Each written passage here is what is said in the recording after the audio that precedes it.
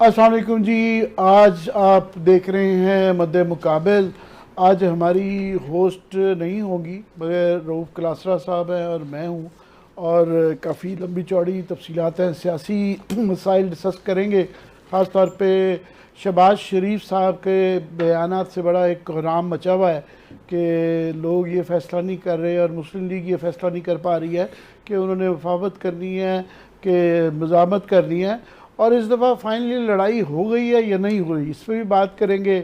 साथ में महंगाई के मतलब बात करेंगे कि लोगों की चीखें निकल गई हैं पेट्रोल की कीमतों से, बिजली की कीमतों से, मगर हुकूमत ये कह रही है कि पाकिस्तान जो है, और मुतादिद वज़ीर ये कह रहे हैं कि दुनिया में सबसे सस्ता मुल्क है रहने के लिए, तो उस पर भी बात करेंगे।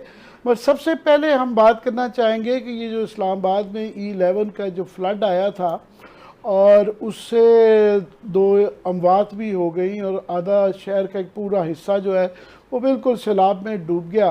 और उस हम जब कराची के सैलाब की बात करें या लाहौर के सैलाब की बात करें तो बहुत ज़्यादा जो है ना उस वक्त कोई अहकामात नहीं होते, मगर इसका ये एक मसला था और ज़ाहिर है कैपिटल मॉडल सिटी के अंदर हो रहा था और एक पूरा सेक्टर तबाह हो गया। मगर उसके बाद एक पैमरा का स्ट्रक्चर आ गया कि जी आपने ये फुटेज नहीं दिखानी, पता नहीं, मुझे तो समझ नहीं आया कि कौन सी फुटेज दिखानी है। सरकारी फुटेज दिखानी है कि वो बयान करेंगे कि हम क्या बात कर सकते हैं, क्या नहीं कर सकते, क्या दिखा सकते हैं, क्या नहीं दिखा सकते। मगर वो स्टोरी जो है वो होता क्या है कि इस तरह की तबाही हर साल आती है और उसके बाद फिर वो एक इंक्वायरी हो जाती है, फिर वो एक नोटिस इशू कर देते हैं और उसके बाद ये चीज़ भूल जाती है।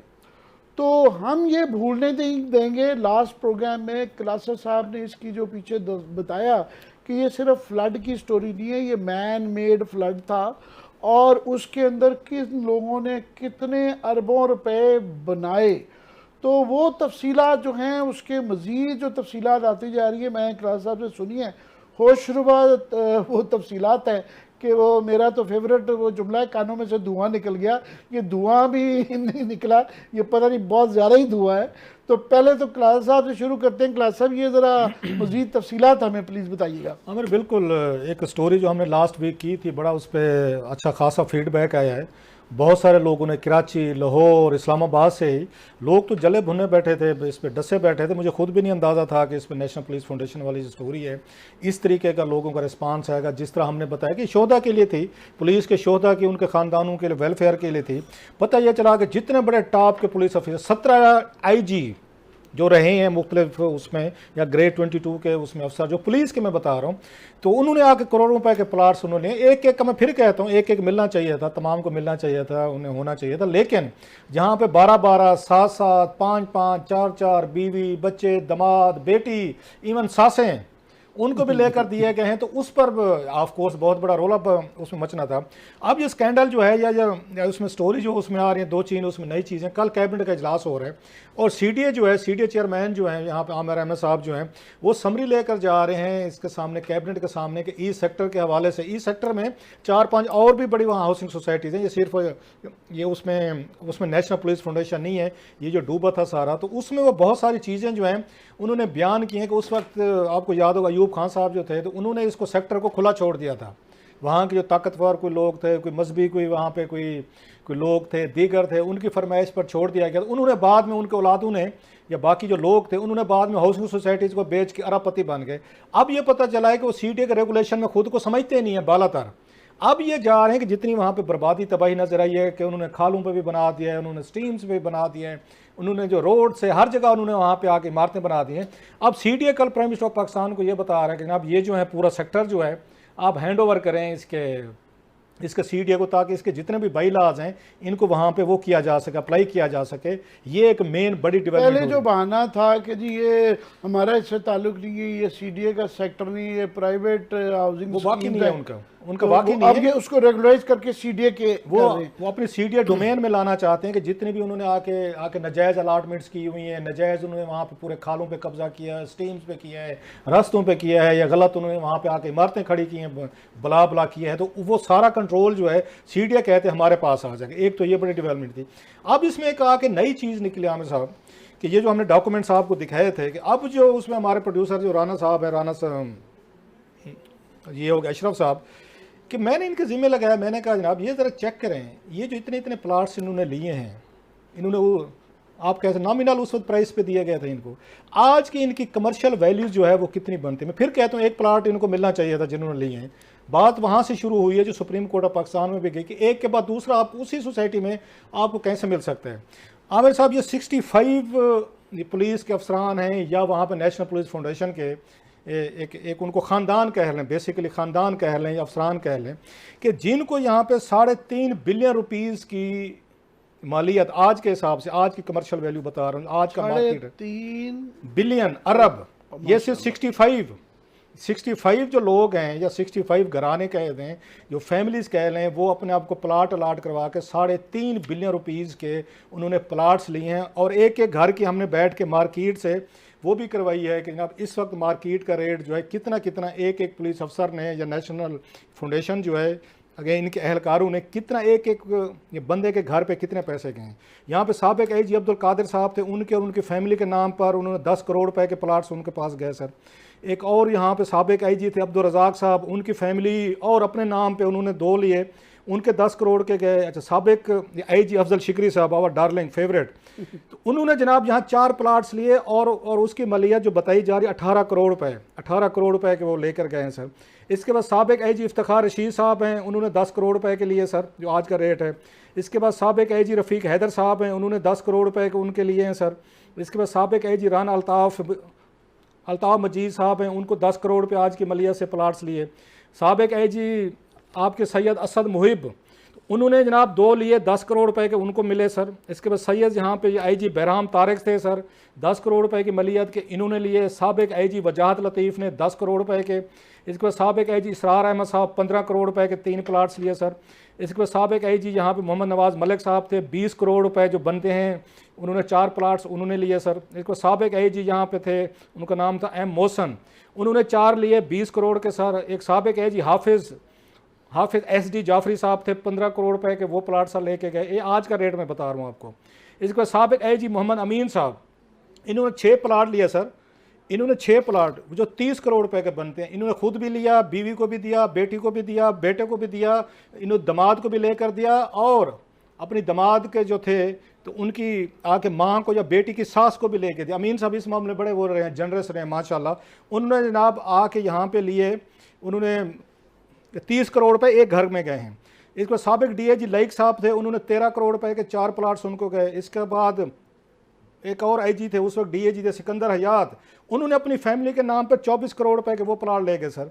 एक और यहाँ पे IG साहब थे सलमान आजम तैमूरी साहब, इन्होंने 9 करोड़ रुपए के 3 प्लाट्स इनको दिए गए सर, जो आज की प्राइस है। शौकत अजीज़ साहब वो 15 करोड़ रुपए के जनाब हमारे वज़ीर आज़म साहब जो हैं, तो वो भी इसमें से अपना हाथ जाते हुए धो के गए हैं गंगा में से, उन्होंने 3 प्लाट्स लिए थे और आज की मार्केट कीमत जो है 15 करोड़ है सर। ऐसे साबिक additional director police foundation Abdul Hanan, उन्होंने अपने और अपनी फैमिली के नाम पे सर 7 प्लाट लिए, ये नेशनल पुलिस फाउंडेशन के डायरेक्टर थे एडिशनल, और 30 करोड़ रुपए मलियत के लेके गए। साबिक डिप्टी डायरेक्टर पुलिस फाउंडेशन खुदा बख्श, इन्होंने 12 प्लाट लिया सर एक बंदे ने, ये नेशनल पुलिस फाउंडेशन का बता रहा हूँ, और 50 करोड़ रुपये एक बंदा लेके गया सर, जो आज का रेट बनता है सर। एक साइट इंजीनियर थे मोहम्मद ज़बान, इन्होंने 3 प्लाट्स लिए और इन्होंने बैठ कर अच्छे खासे यहाँ पे इन्होंने इनका बनता है सर 9 करोड़ रुपए के इनके बने आमिर साहब। इस बार साहब ये साबिक सेशन जज से उनका नाम अफजल साहब 10 करोड़ के जनाब ये 2 प्लाट्स ले गए। वजारत खारजा के थे 10 करोड़ रुपए के उन्होंने प्लाट लिए। एक क्लर्क थे नेशनल इस फाउंडेशन के जनाब, उन्होंने 7 करोड़ की मलियत के लिए। अब्दुल हनान साहब अब्दुल मजीद खान साहब नेशनल पुलिस फाउंडेशन के, उन्होंने 10 करोड़ रुपए की मलियत के लिए सर। इसका लेफ्टिनेंट ये कर्नल अफजल राना साहब ये 10 करोड़ रुपए के इन्होंने लिए। एक ब्रिगेडियर जहीर वहीद भट्ट साहब थे, उन्होंने भी 9 करोड़ रुपए के उनको 2 दिए। ये एक एक घर में इतना इतना पैसा किया। और लास्टली मज़े की बात बताऊँ, 5 ऐसे लोग भी थे हमारे साथ जिनको 100 रुपए के प्लाट दिए गए, 100 रुपए के एवज, और 50 करोड़ रुपया बनता है जो उनको प्लाट, 100 रुपए के प्लाट टोकन मनी पे, मतलब 500 रुपए उन्होंने अदा किए और उन प्लाट्स की कीमत आज जो है ना सर वो 50 करोड़ रुपए है। ये वो चीज़ आपको बतानी, और ये शोहदा के लिए थे, मैं फिर बता रहा हूँ, पुलिस के शोहदा के लिए फाउंडेशन बनाई ऐसे जैसे उन्हीं के लिए थी आर्मी वेलफेयर ट्रस्ट है या फाउंडेशन इसलिए बनाई जाती है कि फलाह के लिए और ख़ासतौर पे फोर्सेस के अंदर वो शोहदा के लिए। और मुझे बताया गया है कि बहुत सारे यहाँ पे, मैं उन पे काम कर रहा हूँ, बहुत लेकर आऊँगा कि ये जो बैठे हुए हैं यहाँ पे, इसमें हमारे आगे इंटीरियर मिनिस्ट्री में सेक्रेटरीज लगते रहे हैं, क्योंकि बेसिकली बोर्ड के ये सरबराह होते हैं।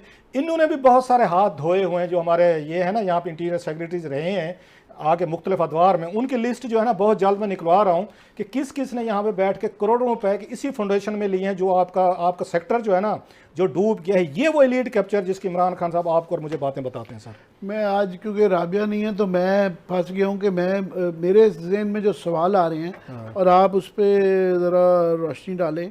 एक तो ये कि ये देखना है कि ये जो जा चुके हैं प्लॉट, मुझे जो याद पड़ता है कि इस पर काफ़ी सुप्रीम कोर्ट में भी बहस होती रही। पहले एक प्लॉट होता था कि 22वें ग्रेड पे सारी उम्र ज़िंदगी करने के बाद वो कहते थे जी एक प्लॉट की इंटाइटलमेंट है।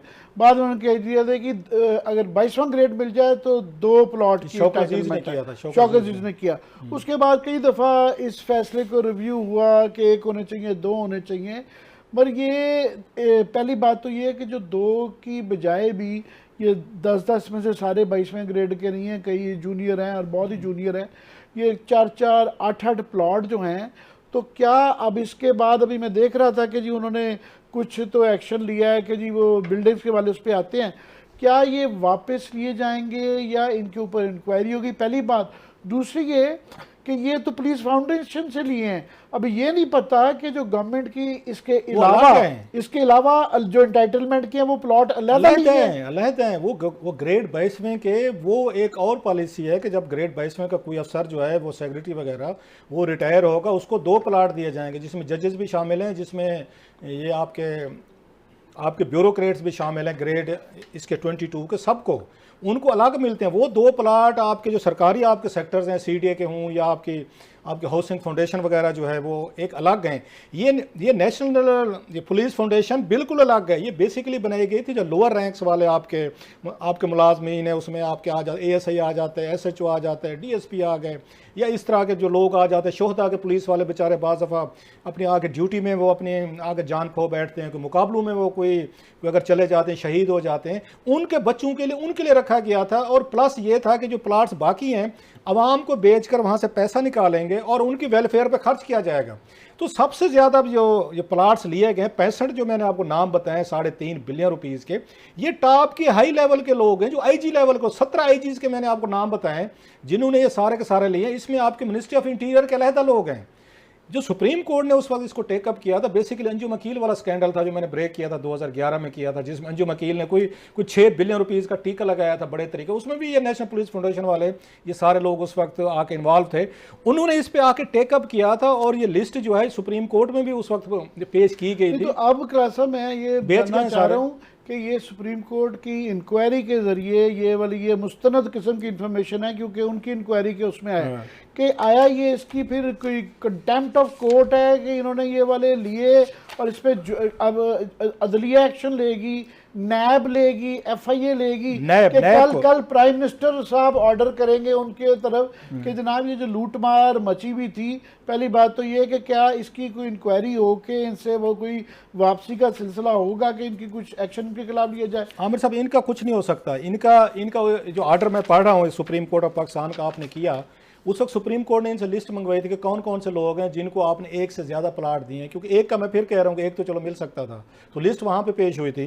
तो उन्होंने ऑर्डर किए थे। बेसिकली जो स्कैंडल था ये था उस पर अंजुम अकील पे, जो अंजुम अकील ने इनको चूना लगाया था 6 बिलियन रुपीज़ का MNA था उस वक्त। उन्होंने उस वक्त जब आके इंक्वायरी ऑर्डर की तो जफर कुरैशी साहब थे, FIA के डायरेक्टर थे, बड़े ज़बरदस्त बंदे थे वो, अच्छे इन्वेस्टिगेटर, उनको उसका इंक्वायरी का हेड बनाया गया था कि आप सारे इसको रिपोर्ट करें। अंजुम अकील ने अपने तमाम जराइम का उनके सामने इतराफ़ भी किया था और उन्होंने बैठ के उनके साथ डील भी की थी। उन्होंने आके बहुत सारे प्लाट्स जो देने थे वो भी दिए थे। एक क्रिस्टल कंपाउंड था वहाँ पे 4 बिलियन रुपीज़ का जो लेकर बैठे थे वो भी उन्होंने उनसे वापस करवाया था। और प्लस इसमें सुप्रीम कोर्ट ने यह कहा था कि अंजुम अकील के खिलाफ, ये बाकायदा 82 पेज पे लिखा हुआ है कि नैब को उन्होंने डायरेक्ट किया था कि आप जो है आप इन पे आके लोगों के खिलाफ कार्रवाइयाँ भी करें। ये क्लास साहब ये ब्रेक का कहा जा रहा है, तो ब्रेक के बाद आएंगे। एक तो इसकी मज़ीद तफसीलात के ये जो CDA को देने से कोई फ़र्क पड़ता है या नहीं, और दूसरा फिर शहबाज शरीफ साहब का जो बयानात आए हैं तो ये फाइनली देखेंगे कि वो लड़ाई हो गई है कि ये कन्फ्यूजन बरकरार रहेगा। Stay with us.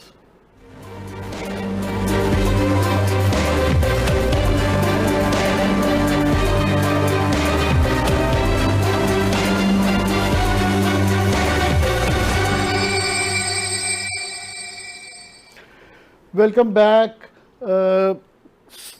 11 की स्टोरी पे तो हमने बात की, और उसका अभी लेटेस्ट ये है कि CDA ने कोई 18 के करीब प्लाजाज को और बिल्डिंग्स को नोटिस दे दिया है।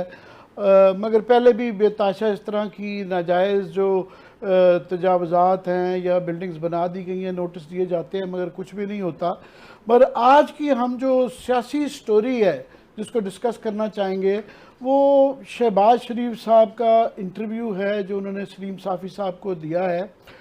इंटरव्यू पहले भी वो देते हैं, और ये मज़ामत और मुफाहमत की जो लड़ाई है कि ये फ़ैसला नहीं हो रहा कि मुस्लिम लीग लड़ना चाहती है या सुलह करना चाहती है, ये एक रोज़ का मामूल बन गया और इसमें कोई स्टोरी नहीं रह गई। मगर आज कुछ उनकी बातें इस तरह की हैं क्लास साहब कि जैसे लगता है कि फाइनली कोई लोगों को उम्मीद हो गई है, या लगता है ऐसा है कि लड़ाई शायद थोड़ी अगली स्टेज पे चली गई है। 3 चीज़ें उन्होंने मेनली कही हैं। एक, उन्होंने वही बात दोहराई है कि जी मुझे अगर मफाहमत के लिए जो है ना पाँव भी पड़ने पड़ जाएंगे मियाँ साहब के या किसी के, तो मैं पड़ जाऊँगा मुल्क के नेशनल इंटरेस्ट के लिए। दूसरा, उन्होंने जो मरियम नवाज शरीफ से मुतल्लिक उनसे जब सवाल किया गया कि जी वो जिस तरह की ज़बान इस्तेमाल करती हैं या इस्टेब्लिशमेंट के मुतल्लिक जो बातें कर देती हैं या जनरली फ़ौज के मुतल्लिक नाम ले ले के, तो उन्होंने उसको टाला भी नहीं और डिफेंड तो बिल्कुल भी नहीं किया। उन्होंने ये कहा कि जी वो गलतियां हो जाती हैं। ऑलमोस्ट उन्होंने पहली दफ़ा ये हुआ है कि मरियम बीबी पे डायरेक्टली एक किस्म का अटैक ही समझ लें। वो जी गलतियां हो जाती हैं, गुस्से में इंसान बात कर देता है, जज्बात में, मगर आगे बढ़ना चाहिए, आगे की तरफ जाना चाहिए। और तीसरा, उन्होंने ये इंकशाफ किया कि नवाज शरीफ साहब पे भी एक किस्म की पहली दफ़ा हुआ है तनकीद, वरना आज तक इस तरह की बात उन्होंने की नहीं है। आज से मतलब आप देखें ना 96-97 से सियासत में आए हुए हैं, 25-26-27 साल हो गए हैं, मगर पहली दफ़ा उन्होंने कहा जी 2018 में अगर इज्तिमाई डिस्कशन होती तो अगर बेसिकली कि अगर हमारी बात मियाँ साहब सुन लेते तो शायद चौथी दफ़ा भी वज़ीर आज़म बन सकते थे। तो वो सारी जो उस ज़माने में 2018 में लड़ाई थी कि चौधरी निसार साहब को और जो कि शहबाज शरीफ साहब का कैंप था, उनका ये ख्याल था कि ये जो मरियम बीबी को एग्ज़ाम से ले आए हैं और इन सबको साइड लाइन कर दिया गया और उनसे बात नहीं की जा रही थी, और लार्जली यही बहस थी कि जी इस्टेब्लिशमेंट से इस तरीके से लड़ा नहीं जा सकता, तो मुफाहमत करनी चाहिए। तो मोर और लेस उन्होंने वो वाली बात की है कि हमारे से अगर बात कर लेते। तो अब वहाँ पे एक तो ज़ाहिर है क्लास साहब ये वाली मज़ामत की तो है, मगर एक तो है कि जी फाइनली लड़ाई हो गई है। दूसरा एक व्यू ये है कि ये वही गुड कॉप बैड कॉप खेल रहे हैं कि वो उन्होंने कहा जी आप बिल्कुल लड़ाई करें, मुझे मौका दें। अगर मेरा वो आपका भी यही वाला व्यू है, मगर उसके अंदर आप वाले व्यू के अंदर जो है ना गुड कॉप बैड कॉप में इसलिए भी फ़र्क एक जान है कि दोनों के ज़मीनी हक़ाइक़ बड़े मुख्तलिफ हैं, नवाज शरीफ साहब के और शहबाज शरीफ साहब के, कि उनको कैद हो चुकी हुई है, वो जो हैं डिक्लेयर हो चुका है, वो मुल्क से जा चुके हुए हैं, इनको कैद होनी अभी कन्विक्शन नहीं हुई, इन पर मुकदमा चल रहे हैं मगर अभी कन्विक्शन नहीं हुई, और इनकी ये समझते हैं कि शायद मेरे लिए गुंजाइश निकल है, पहली बात। दूसरा ये कि मुझे तरस आ रहा था कि आज सारी टीवी चैनल्स के ऊपर जो ज़ाहिर है यही टॉपिक डिस्कस हो रहा था, जो मुस्लिम लीग के बेचारे जो लीडर आए हुए थे, जावेद लतीफ़ साहब, राना सनाउल्लाह, तारिक चौधरी, मुख्तलिफ चैनल्स पे बैठे हुए थे। अब उनको समझ नहीं आ रही थी कि क्या करें लोग। ज़ाहिर है आप और हम समझना चाहते हैं कि बता दें हमें कि लड़ाई है कि नहीं लड़ाई है, सुलह है क्या है। तो वो बेचारे ना उधर अफोर्ड कर सकते हैं, जब तक ये क्लियर ना हो जाए तो फिर उनके ऊपर भी है कि उन्होंने इधर जाना है या उधर जाना है। जब वो क्लियरली ना करें तो वो बेचारे दोनों को खुश रखने की कोशिश कर रहे थे। तो मैं आपसे ये पूछना चाह रहा हूँ कि ये जो कन्फ्यूजन इनको ये जो है, ये सूट करता है या इनके खिलाफ जाता है? क्योंकि इलेक्शन में अगर अभी ऑलमोस्ट 2 साल पड़े हुए हैं, मुझे लगता है कि इलेक्शन कैंपेन शुरू हो गई है कि इससे जो आवाम को ये वाली स्ट्रेटजी है कि इधर भी रखना है उधर भी रखना है, गुड कॉप बैड कॉप जो है, is it working for them? अमीर बड़ा आपने तफसील से ये एनालिसिस किया है और बताया है। मैं बार बार एक बात रिपीट करता हूँ अपने उस तजर्बे की बुनियाद पर कि उसमें लंदन में, जैसे मैंने कहा कि लंदन में बड़े करीब से मैंने इन दोनों भाइयों को देखा है, सो मुझे थोड़ी सी इनकी बाज़वन हिकमत अमली मुझे समझ में आती है, हल्की से रीड कर सकते हैं कि ये जो इस वक्त कह रहे हैं मसूफ, और आज ही नवाज शरीफ साहब ने, कल उन्होंने इंटरव्यू दिया साफ़ी साहब को, आज नवाज शरीफ साहब ने 2-4 बड़े इंतने सख्त किस्म के ट्वीट्स उन्होंने किए हैं, वो देखें। वो मैंने अच्छा किया आपने जिक्र कर, ठीक है सर। उससे क्या अंदाजा होता है आपको कि मैं पहले भी कहता हूँ दोनों भाई स्क्रिप्ट लेकर चलते हैं सर। सुबह सुबह आजकल शायद उस पर टेक्सटिंग करते होंगे व्हाट्सएप वगैरह पे, और पहले वहाँ पे नाम लिए बगैर मोरलेस जवाब इसका दिया है, इसका जवाब दिया कि जनाब कि इनको सीरियस ना लें, इनकी मुफाहमत को हम डटे हुए, हम महाज पर डटे हुए हैं। ये शहबाज शरीफ साहब हैं तो गलतियाँ हो गई, फलान हो गई, भी गलती एक दफ़ा होती है, 2 दफ़ा होती है, 4-5 दफ़ा कोई गलती होती है, वो फिर उसके बाद प्लानिंग होती है आपकी, जो प्लान करके चलते हैं। इनको एक खतरा फील हो रहा है, जो मैंने उनका इंटरव्यू देखा है, उनको ये लग रहा है कि हमारे भाई साहब या मरियम नवाज साहिबा ने जितनी सख्त लाइन उन्होंने आके ले ली थी, जो भी गाली गलोच उन्होंने की है, आगे उन्होंने कोई जगह नहीं छोड़ी एस्टेब्लिशमेंट के लिए कि किसी और घोड़े पर हाथ रखें। इन्होंने इमरान खान साहब को और हमारी इस्टेब्लिशमेंट को इन्होंने एक कर दिया, स्विम एंड सिंक वाला हिसाब हो गया कि अगर आपने रहना है अब तीनों ने इकट्ठे रहना है, नहीं रहना तो तीनों ने इकट्ठे नहीं रहना। ये सिचुएशन इन्होंने डेवलप कर दिए, उनके लिए इन्होंने रास्ता नहीं छोड़ा। प्लस इनको ये लग रहा है कि अगर हमने इसी आके पेस से इनको दबाए रखा, एस्टेब्लिशमेंट को भी फौज को भी, तो इसका बेनिफिशरी 2 लोग हो सकते हैं। एक तो इमरान खान साहब हैं मौजूदा, इमरान खान साहब इस पर बड़े खुश होंगे कि शहबाज शरीफ साहब उनके डार्लिंग थे, इनके तल्लुकात हट गए हैं, और आपकी दफ़ा इनको कोई ऑफर नहीं कर रहा कि आप आएँ और वज़ीर आज़म बने, जैसे उनके बकौल माजी में होती रहेगी। दूसरा कोई बेनिफिशरी हो सकता है जो इनको अब एहसास हो रहा है, वो हो सकता है बिलावल भुट्टो, जो कश्मीर में सीटें वो लेगी है पीपल्स पार्टी, वो अपनी तवक्कुआत से ज़्यादा सीटें ले गई है, और प्लस उनको थोड़ी सी इंपॉर्टेंस मिलना शुरू हो गई है। चीफ ने, आपको याद होगा कराची वाले इंसिडेंट पे उन्होंने आके मरियम को फ़ोन नहीं किया था, ना कैप्टन सफदर को किया था जब उठाया था, उन्होंने आके बिलावल को फ़ोन किया था, जिसके बाद इंक्वायरी लॉन्च करवाई थी जब वो उठाने आए थे कैप्टन सफदर को। इनको ये फील हो रहा है कि एस्टेब्लिशमेंट के पास अगर अल्टरनेट है ना, वो हम नहीं है, अब मैं अल्टरनेट नहीं हूँ, अब नवाज शरीफ नहीं है। पहले तो उन्होंने कहा ना उसमें वाला, आपको जब 2018 वाला जो सवाल पूछा सलीम साफ़ी साहब ने, कि आपने उस वक्त सुहेल वड़ाई साहब को कहा था कि ना कि मेरी तो लिस्ट ही बन गई थी, कैबिनेट भी मैंने फाइनल करवा ली थी पूरे के पूरे मेंबर, और दरमियान में मियाँ साहब ने खच डाल दी थी। अब उन्हें यह लग रहा है कि मुझे तो अगर 2023 के इलेक्शन जो आ रहे हैं तो अल्टरनेट हम नहीं है, अब हमारी वो नहीं मांगेंगे कि उसमें GHQ हमें नहीं कहेगा अपनी लिस्ट थे वजीरों की। GHQ शायद अगर इमरान खान साहब से हटता भी है, या इमरान खान साहब को अगर वो नहीं कंटिन्यू कराना चाहते फर्दर, तो उनका नेक्स्ट इन लाइन जो है ना वो बिलावल है।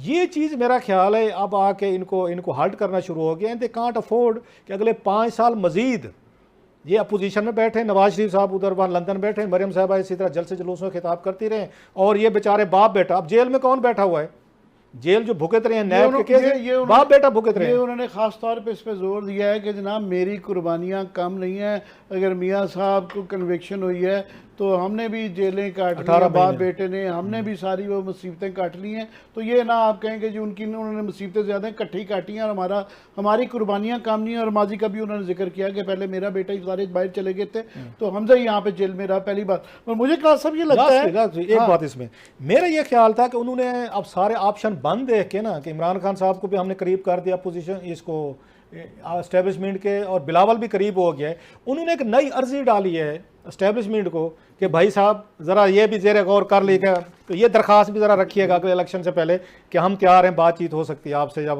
कोई हमारे लिए अगर गुरस्ता निकलता हो। तो मेरा ख्याल उन्होंने ब्रेक लेना है, ब्रेक के बाद आएंगे तो ये डिस्कस करेंगे कहा साहब कि ये मफामत और मज़ामत जो है ना, ये मुझे लगता है दोनों ही कामयाब नहीं हो रही। स्टे विद अस, इस पे बात करेंगे।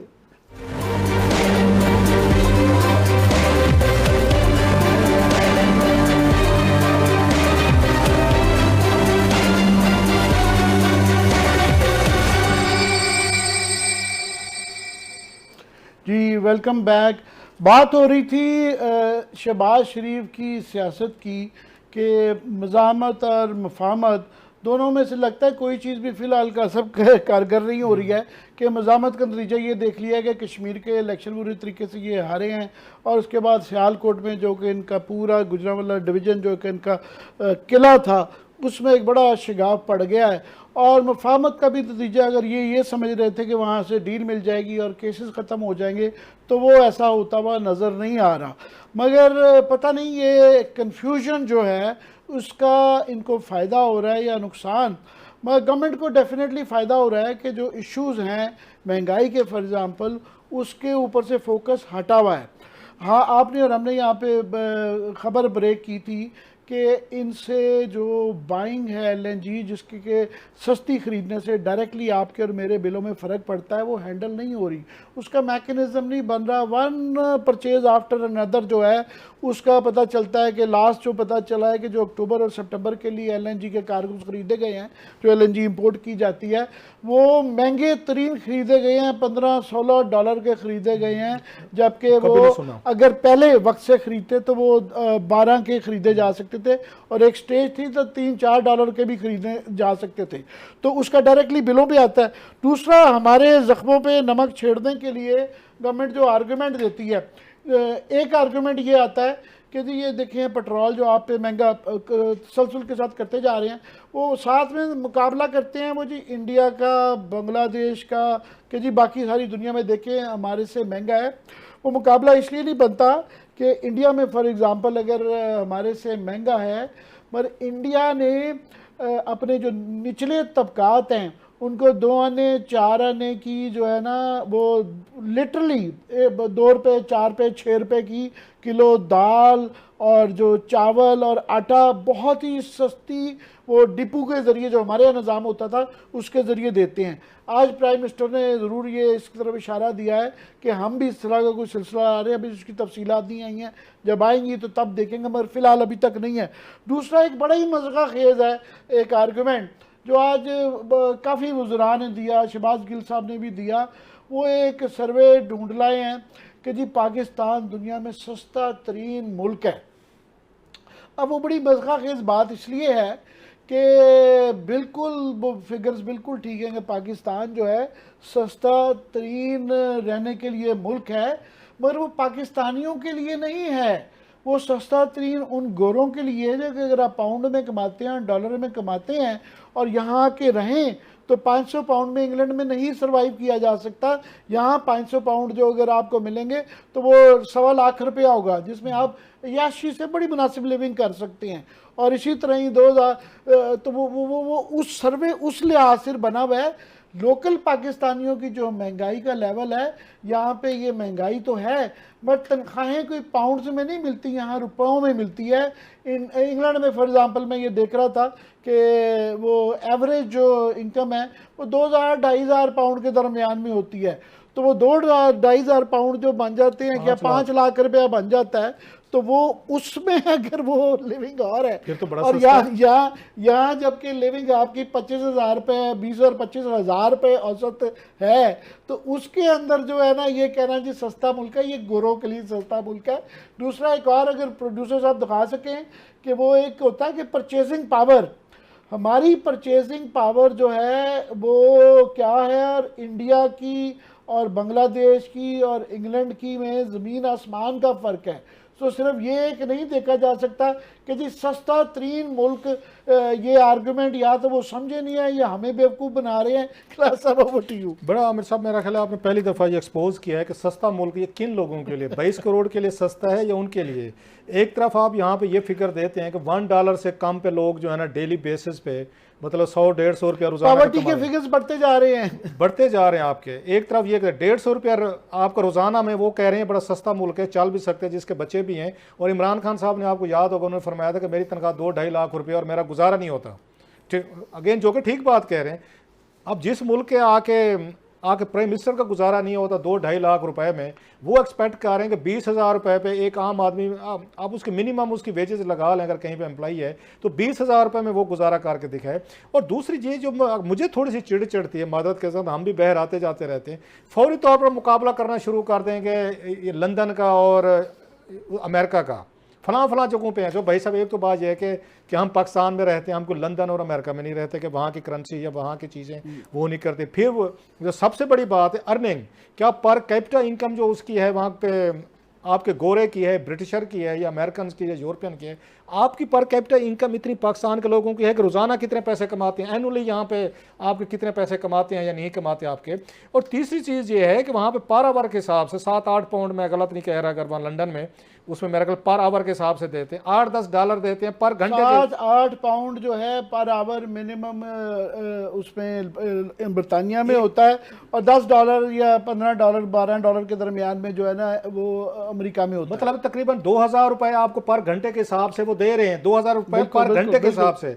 आपने 8 घंटे काम किया तो 16 से 20 हजार रुपए आपको एक दिन का दे रहे हैं, अब डेली का। आप इसको महीने पर घंटे का महीनों से फर्क है, उसको लेके अब आप उनकी इनकम देखें, उनके उसके बाद आप उनका क्वालिटी ऑफ लाइफ देखें, उनको जो सर्विसेज वहाँ पे मिलती हैं, आपके टैक्स तो वो लोग भी दे रहे हैं, तो सो आपका कंपैरिजन बनता नहीं है। हर दफ़ा जब यहाँ पे कोई बात हो, अच्छा कोई यहाँ पे वो काम ना कर सके ना, कहेंगे देखें अमेरिका नहीं कर सके तो हम कैसे करें, उसको ब्रिटेन नहीं कर सका तो हम कैसे करें। जहाँ पे इनको आगे अपने थोड़ा सा बेल आउट करना होता है ये कर लेते हैं। हाँ, ये पाकिस्तानी जब आते हैं जिनके पास $1000 है सपोज जेब में, $1000 का मतलब तो ये है कि आपका यहाँ पे 1.25 लाख पौने 2 लाख रुपये आपकी जेब में है, आप आए खर्चा कर सकते हैं, आप अफोर्ड कर सकते हैं, जो आपने बताई है पाउंडों की और उन चीज़ों की बात बताई है। सो ये जो नरेटिव बता देना कि दुनिया का सस्ता तरीन मुल्क है, मसलन आपकी चीनी यहाँ से 115 रुपये आगे कहा जा रहा है 105 रुपए तक पहुंची हुई है, आपका पेट्रोल 120 पे पहुंचा हुआ है, आप डेली बेसिस पे बिजली के और गैस के बिल्स बढ़ा रहे हैं, और लोगों को नैरेटिव ये दिया जा रहा है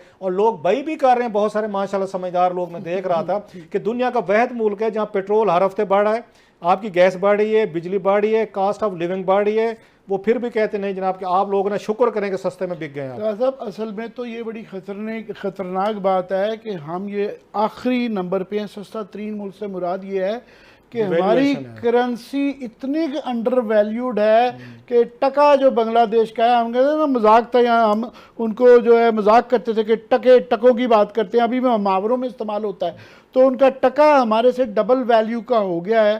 फॉर एग्ज़ाम्पल हिंदुस्तानी या बांग्लादेशी यहाँ पे शॉपिंग के लिए आए तो उनके लिए वो तो सारा कुछ ही यहाँ से खरीद लेंगे, तो उनके लिए बड़ा अच्छा है। हमारी इतनी अंडर वैल्यूड करेंसी है कि दुनिया में सबसे अंडर वैल्यूड करेंसी हमारी है इस सर्वे के मुताबिक। इंडिया को खतरनाक वल्नरेबल बात ये है उसके अंदर कि ये अंडर वैल्यू होने का फ़ायदा ये है, ख़त्म करने के लिए कह रहे हैं, लास्ट इस पर ख़त्म करते हैं कि अगर तो ये अंडर वैल्यू होने से दुनिया भर में इसलिए अंडर वैल्यू की जाती है करेंसी को कि एक्सपोर्ट आपकी बढ़े। एक्सपोर्ट 3 साल में ठीक है थोड़ी सी बेहतर हुई है, मगर अभी भी $25 बिलियन क्रॉस नहीं किया जो कि नवाज शरीफ वगैरह छोड़ के गए थे। तो वो ये सिर्फ कह देना कि पता नहीं किसको फवायद हैं इस चीज़ के, हमें फायदा। अफगानिस्तान का भी बताया गया कि सस्ता तरीन है, वजह ये है कि पैसा डिवैल्यूड है, तो बजाय इसके कि इस पर कंसर्न का इजहार किया जाए, खुशियाँ मनाई जा रही हैं, तो इस पर बातचीत जारी रहिएगा इंशाल्लाह। Thank you.